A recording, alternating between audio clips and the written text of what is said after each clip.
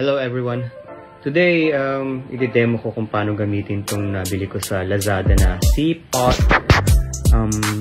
espresso maker machine. Yan. So, around 2,000 ata to or 2,500. Nabili ko siya last year ng sale. So, ito yung mga kasama niya sa package. Yung filter, yung pang scoop, yung lagay ng milk, and syempre, yung lagay ng kape na ma-extract natin sa beans. And ang mga ingredients natin, of course, meron tayo dapat na coffee beans. So, naka-grind na siya. Pinong-pino pang espresso. Yan, tinan natin yung loob para makita yung quality. Pinong-pino siya. And, syempre, dapat meron tayong fresh milk. Cappuccino yung gagawin natin. Okay. And meron din tayo dapat na sweetener. And ito, natural to stevia.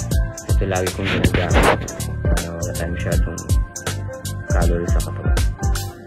Okay, let's start making our cappuccino. First, maglagay tayo ng coffee grounds dun sa filter. Meron naman dyang measurement 1 to 4. Kapag na-reach mo yung number 4, good for 2 servings na yung cappuccino mo or espresso. Yan, dagdagan pa natin.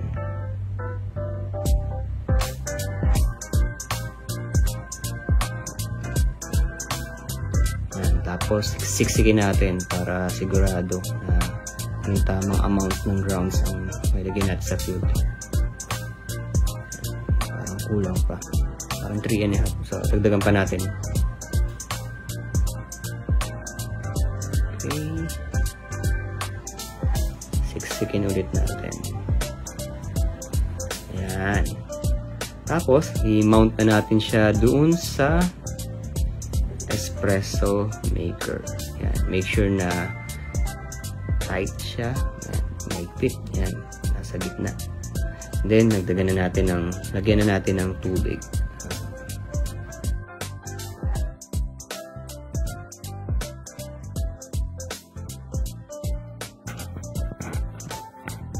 And, kukuha tayo ng tubig.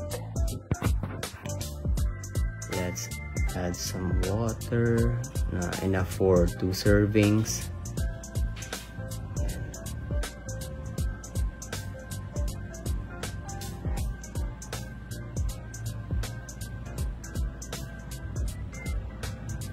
Then, isara na natin. Make sure na mahigpit siya para hindi lalabas yung pressure. And then, turn the knob dun sa pinaka-right. Dun yung pag-brew ng coffee para lumabas. Ayan. Then, i-mount na natin yung pangsalo ng kape. Ayan. And then, maghintay lang tayo mga ilang minuto. Pag kumulo na yan, pwede na.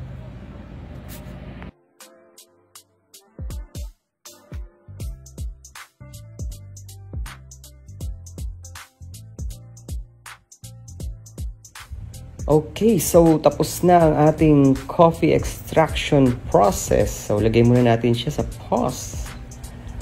Ayan. Palabas pa yung steam.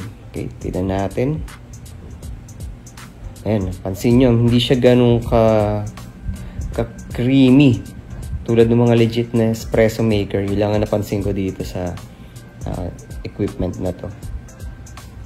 Release muna natin yung pressure para...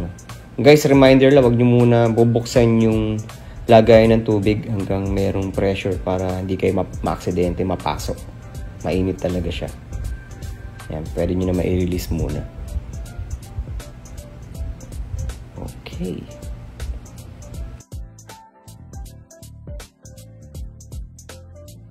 Okay, good for 2 servings yung ginawa natin, guys. So, hatiin na natin siya sa 2 cups. Ayan.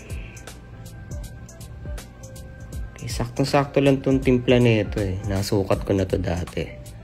Yan. Susunod natin dito yung pabubulain na natin yung milk ng pinong-pino. Okay.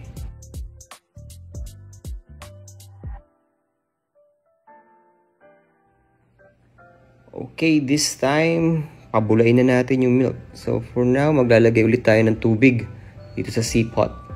Yan, so nirelease ko na yung pressure. Kanina, nagawa tayo ng coffee and then, maglalagay ulit tayo ng tubig. Yan.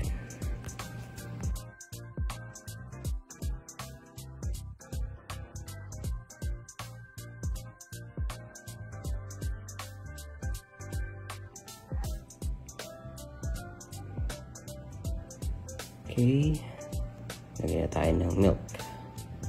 Ito wala naman siyang eksaktong measurement kasi wala siya dung sukatan doon sa lalagyan eh. Okay, turn na natin yung knob dun sa frother settings. Ayan. And then mag-wait lang tayo ng mga ilang minuto, I think 1 or 2 minutes. Para siyang magbula-bula.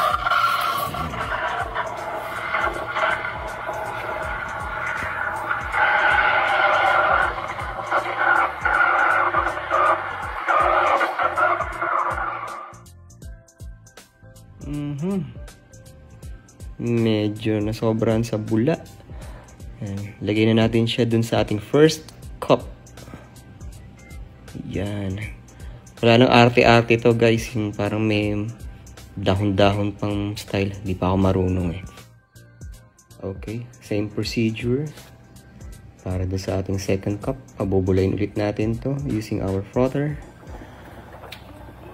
Alright.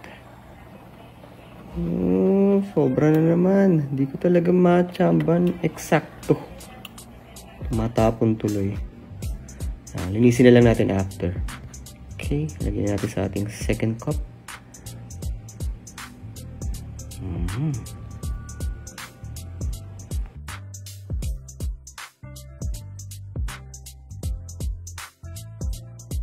And for our final step, lalagyan natin syempre ng artificial sweetener. For this one, I used stevia. Tagal na ako hindi gumagamit ng white sugar. So, 1 sachet or 2. Yeah, okay na yun. And finally, our freshly brewed cappuccino is ready to serve. This is Richard. Thank you for watching and see you on the next episode.